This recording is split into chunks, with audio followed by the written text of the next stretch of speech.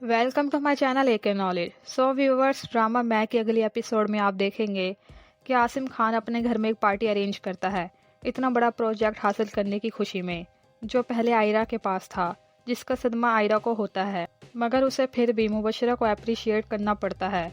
और फिर बाद में जैद को बिजनेस ट्रिप के लिए टर्की जाना होता है, तो आसिम खान कहता है कि मुबशरा को अपने साथ ले जाओ, जबकि जैद आयरा को अपने साथ ले जाना चाहता था ताकि वो इन सारी सिचुएशन से बाहर आ सके और कुछ अच्छा फील कर सके।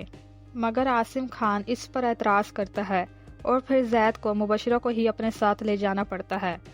तो फिर जैद के चले जाने के बाद आयरा घर पर बिल्कुल अकेली हो गई थी और वो जैद को मिस भी कर रही थी कि उसे अचानक पता चलता है कि घर पर आसिम साहब के कुछ बिजनेस गेस्ट आए हुए हैं, तो वो उनके सामने चली जाती है, जिस पर आसिम साहब को बुरा लगता है आयरा को अपनी बहू के तौर पर इंट्रोड्यूस करवाते हुए।